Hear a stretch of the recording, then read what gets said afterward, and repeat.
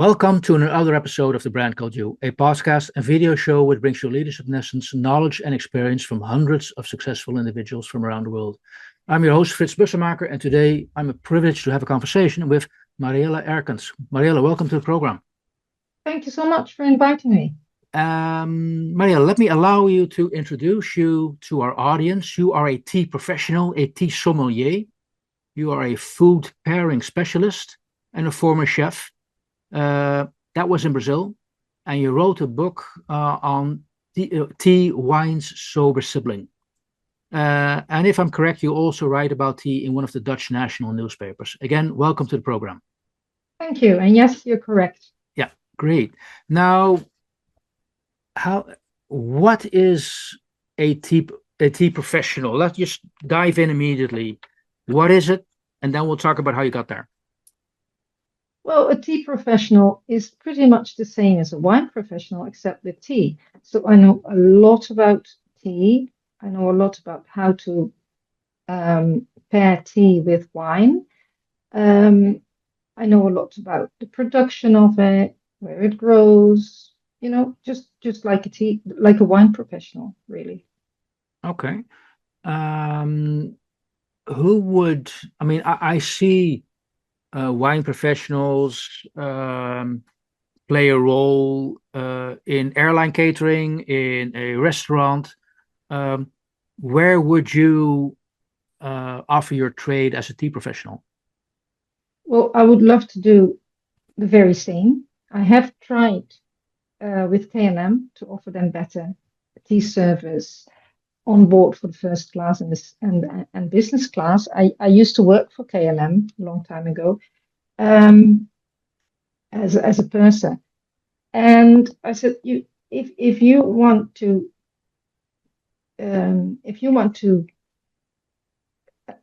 reach more Oriental passengers, you should offer them better tea, because tea for them is very important. The tea that you're serving now is just awful. It's really bad quality. But they were not interested, which was a shame. Okay. Now Maybe I'm aware that in Asia, tea is much more significant, likely also because it comes from there. But is there a reason why tea is so important in that part of the world? They drink it all day. It is their drink, but also what they drink has nothing to do with what we drink. It's a much higher quality. Of course, right now, coffee is also very important in Asia, especially amongst the youngsters. Okay. They consider... This happens. Don't worry. We continue. Okay. Yeah. So in Asia, the quality of tea is very important. Again, you could compare it with the French and their wines, or the Italians and their wines. And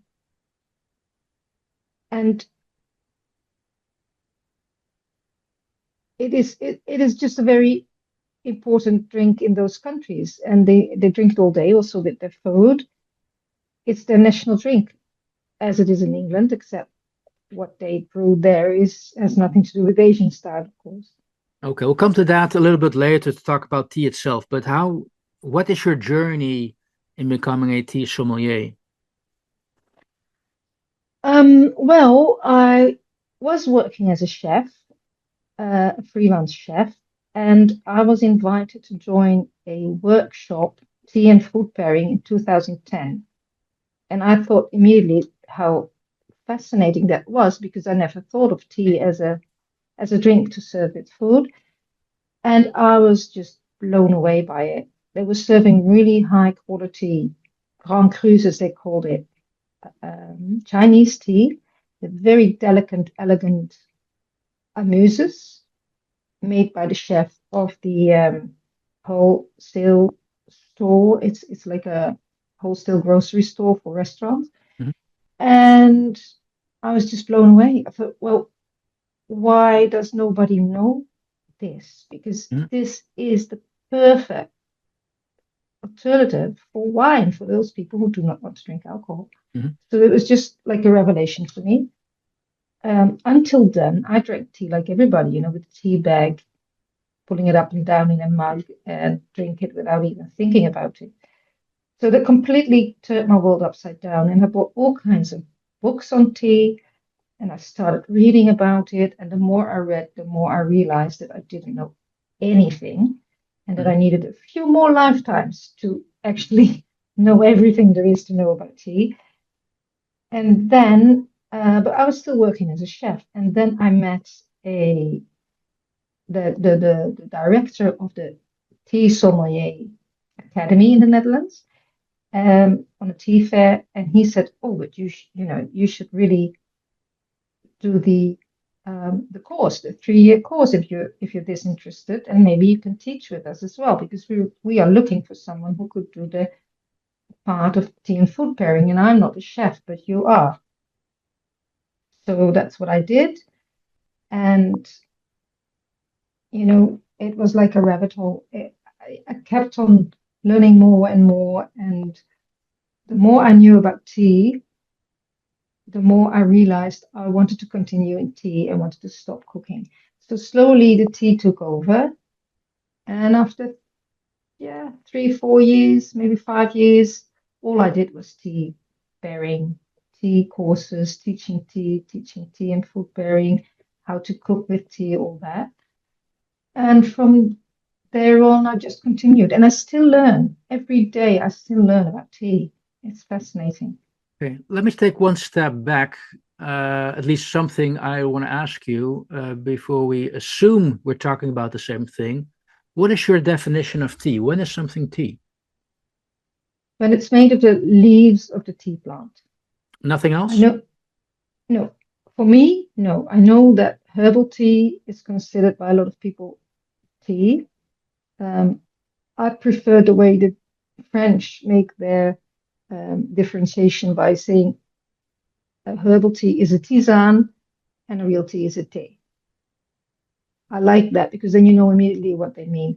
Unfortunately, in a lot of countries, also in the Netherlands, it's herbal or it's tea is just a hot drink made of leaves. But in my opinion, that's not correct. Okay, It so should you be you, made of you, the you restrict tea to when it comes from a tea plant, and that's it. absolutely. And there are thousands of tea plants, so varietals. So there's lots and lots to choose from. So if I look at the normal tea offering when I come to an office, I see the standard English breakfast Earl Grey, and I see sometimes loads of varieties with blueberries, strawberries, lemon, whatever. What's your take on that category of tea? Are you okay with that? That people want to enjoy that, or do you feel no? I want to urge them to also consider other teas. How do you view that? Well, I would love them to taste the pure teas because if they do, they will realize how flat the flavored teas really are. Mhm. But if that's what they like, I mean, do whatever you like. If you want to drink that, drink that. I'm not going to say they shouldn't, but it is flavored tea. Even when it says it's natural flavored, it is still made in the lab. In the lab, It has yes. nothing to Yeah. do with strawberries. Yeah. And the base is usually low quality tea. Fair enough. Because why would you use high quality tea if you're going to flavor it anyway? I mean, that's like buying a cognac XO and adding Coca-Cola. Yes, and that actually reminds me of a story. I mean, years ago, I was at a wine tasting event, and the person who presented the wine tasting shared a couple of stories he found very disgusting, where he would have a group of people who didn't like the taste of that particular wine, so they added Coke to make it a little bit sweeter, or some ice because they wanted to have a colder drink. Ouch. That was, Oh, I think, the reaction of the whole group and the way he presented the story. You had to react in that manner. But then again, if people want to drink it like that, I mean, they were very expensive bottles, according to the story. But then, hey, where do you draw the line? What's acceptable and not acceptable?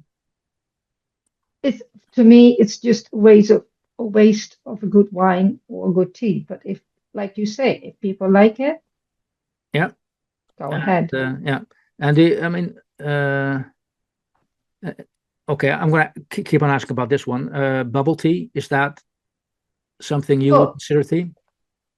I don't like it. I've tried it in Taiwan. For me, it's just a soft drink or cold sweet drink with which happens to have tea in it. But to me, it has Yeah. nothing to do with tea. Okay, so Same good with kombucha. tea, pure tea, and that's it. Exactly. Is there like um, a particular? I mean, you just talked about the ground crew of teas. Is there like one particular standard tea like that? That's the pinnacle of tea, or does it depend on the time of the day, or even maybe the time of the season? All that combined and the country. The Asians would never classify their teas the way the English do Yeah. and did. They they don't have that graduation. For them, the quality is in the aftertaste and the overall complexity and the mouthfeel, Yeah. the aromas, and all that. So they don't understand why you would classify it like the English do. So yeah, um, but of course, the quality has everything to do with the professionality of the garden, the tea master, the way the tea is made, and the amount of money the customer is willing to pay for it. Mhm. Because, of course, if you have bulk tea, like the strawberry tea you mentioned before, that tea is not, it cannot be of good quality because they have to make tons and tons and tons, millions of tons of tea. So it has to be prepared fast. It's a commodity Yeah. tea. And you have it's like commodity coffee as well. You know, and it's really impressive what the tea tasters do to make the blends for Mhm. those tea bags or the commodity. It's not something I look down upon. It's just a completely different product that So has to yeah, taste the same every year, yeah, but you have a natural product. yeah. So they have to blend it exactly the same or achieve exactly the same flavor, but you have a natural product. So they have to use different blends all the time. And it's amazing what the tea tasters can do to blend them. Okay. Now, moving on to, I mean, because you also are a food pairing specialist. Can you give us some um, re high level recommendations? I mean, when I compare it to wine, when you eat fish, you normally go with white wine. When you eat meat, you normally go with red wine. Can you make a similar generic advice when you do that with tea as well? Yes, you can. I would like to say white wine and fish, which white wine. Yeah. Um, Sometimes red wine goes really well with fish as well. So it depends on how deep you want to go into the pairing. But if you do it like that generic for fish, I would advise green tea, preferably Japanese green tea, or light oolongs, which have a greenish feel to it. A white tea, maybe, depending on the sauce and the way the tea, the Mhm. fish is being prepared. Um, White tea, a yellow tea could work as well. So a green tea, a yellow tea, a white tea, and a light oolong. Maybe even a raw puer, because that also has a very, um, it's a post-fermented tea, but it could also work with fish. Then, if you look for meat and game and all that, it depends because with pork, you could also go for a light oolong, maybe, or even a green tea. Whereas if you have, and with veal as well, but if you have like a steak, yeah, you go for the stronger teas, like a black tea, um, a dark oolong, or a raw puer, a cooked puer. Yeah, Yeah, that's what I would say. Okay, good. Well, that's a good advice to anybody out there now curious which tea I should buy.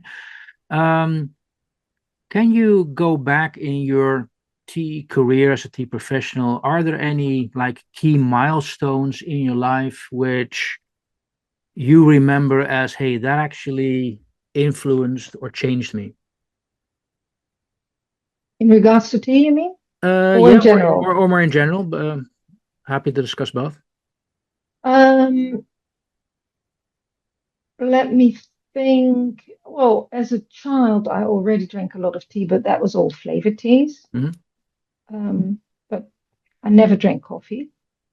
It's very funny. I started drinking coffee when I attended the tea academy because they also taught baristas Yeah. for their coffee, and it's there where I tasted really good coffee. And then I thought, oh, okay, now this is a whole different story. So now I like coffee as well.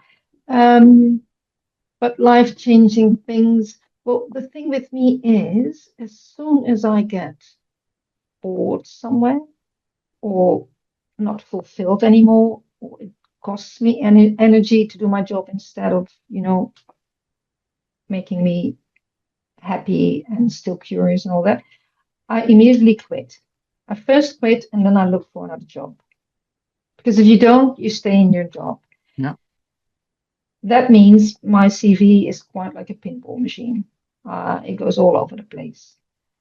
So I used to be an art director at an advertising agency. I loved the job, but then when I got a burnout and realized, I was not a nice person anymore because all I did was work, I just quit. Then I became a air hostess with KLM because I like to travel. And because I did art school, I also wanted to do more art.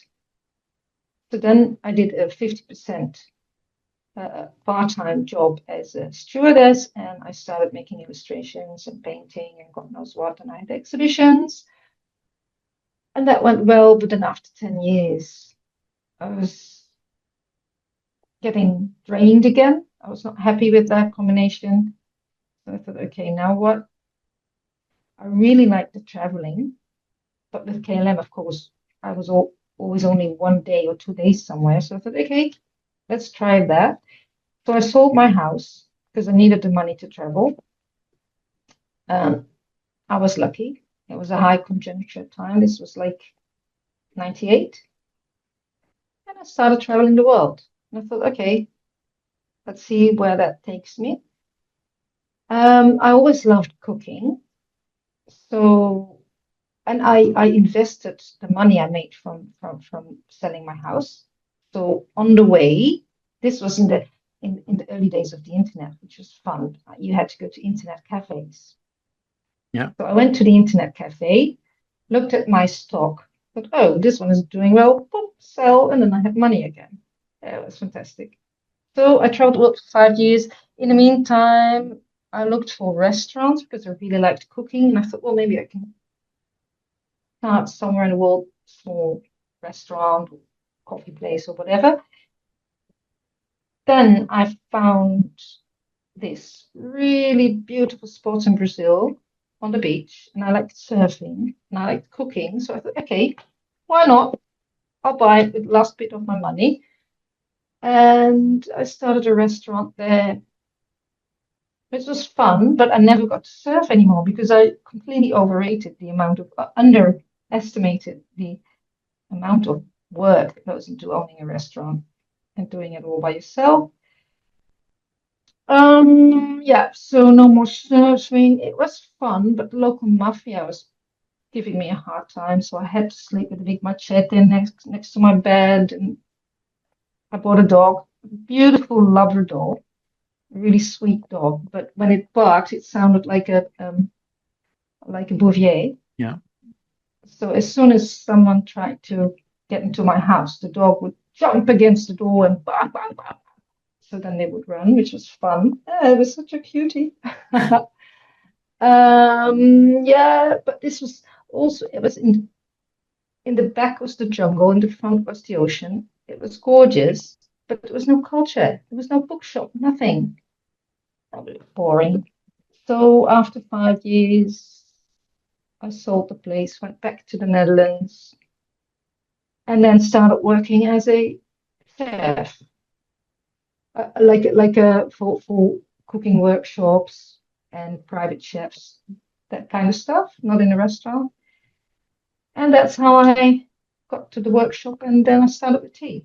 So it's really, my CV is all over the place, Yeah. but that is because I do not stick to situations that I do not like anymore. So as soon as Okay. I'm, And would that be advice you would give young people out there listening to this? Like, as soon as you get bored, it's time to go?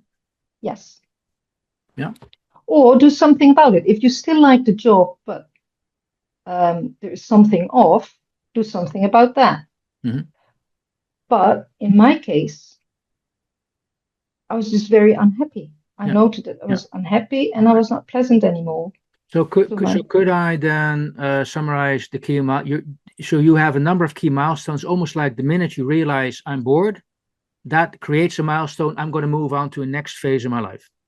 Yes, Yeah. Okay. but it's not an overnight thing, of course, because No. the boredom builds up Hmm. and the unhappiness builds up. Yeah. So I need a certain amount of Yeah. stress before I do that. Yeah.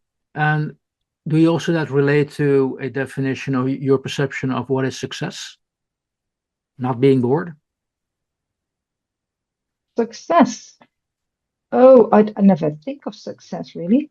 I don't think that's important at all. I think you need to be happy with whatever you do. Yeah. And if that turns out to be successful, that's a nice side effect, but it's not something I strive for. Okay. No, very much valid answer. Um, hey, in the world of tea, are there individuals where you can draw your inspiration from, or what does inspire you in general? Other tea enthusiastic enthusiasts, like when I go to tea festivals before, for example, like in Prague, you meet so many people that are into tea, and I learn so much from them, and they are very inspiring. Also, lots of potters that make specific teaware. I find them very inspiring as well because they hardly make any money, but they go for it. Tea farmers. I Mhm. find tea farmers very inspiring, especially in Japan right now because they struggle a lot. It's very hard for them to export their tea since our um, levels of for importing are so different to theirs. So if it has to be organic, rules are really difficult for them. Even though that tea often is organic, if you don't have the label and Yeah. if you're not allowed in, and they keep on struggling. I'm very impressed by that, and also lots of young people, also in Japan, they go to abandoned villages, find a tea plantation, and start from scratch. Mhm. I'm very inspired by that. If I were younger, I would join them. Good. Okay. Um, I just realized a story which somebody told me about tea years ago. I just want to share that with you about Richard Nixon coming back from China after his ping pong diplomacy, where they gave him a small bag of tea, 40 grams of tea. And the anecdote goes, if I remember correctly, he went on asked for one, gave it to his secretary. Here, you drink tea. I'm a coffee drinker. Not interested. Completely not realizing what the significance was of that tea and also its value. It's very high value. And I see you recognize the anecdote. What can we learn? Yes. What can we learn from that? That you should learn about the culture of the people you're going to visit, because what he got from the Chinese government was tea from one of the oldest tea trees. That that tea, the tree only yields like a tiny little bit of Yeah. tea, and that is only kept for very, very, very special people. So it was like like Elizabeth giving her crown, for example. Well, that's a bit Yeah. overdone, but Yeah. you know, something very valuable to a guest, and he treated it as, yeah, tea, whatever. That was such an insult. And it proved how ignorant he was on in that aspect. And yeah, a terrible story. If you, whatever it is you get, be very grateful. First search in about what it is that they gave you, especially if you think it's just something worthless. You must realize that a government would never give you just a 40-gram tea bag. No. It must be valuable. So dive into that and ask around, and then realize what you got. Yeah. The topic just happens to be tea, but the story, the significance is indeed in understanding why somebody gave you this and what's behind that. Yeah. Great. I'm assuming there are so many stories to be told about tea. Unfortunately, I'm just looking at the time at the moment. I'm conscious that we've talked about tea for a small half hour now. And Mariella, because you brought up the whole concept of being bored and moving on, are you going to be bored with tea soon, or do you see yourself in this staying here for some time in the future? Till I die, probably, because there's so much to know about tea. Yeah. I can't see getting bored by it. No. Okay. Now, what's your most favorite tea to end this discussion with? What I don't have recommend? one. Sorry? I don't have it. It all depends on my mood, the season, the time of the day. I don't have a special one. Okay, good. Well, I do have a, this might be interesting. My favorite food and tea combination is a Darjeeling first flush with white asparagus. Okay. That's a match made in heaven. So every year, as soon as the white asparagus come out, it also happens that first flush comes out, and I'm in heaven. I'll remember that. I will hopefully when the spring they come out, I will join you. And You're again, most welcome.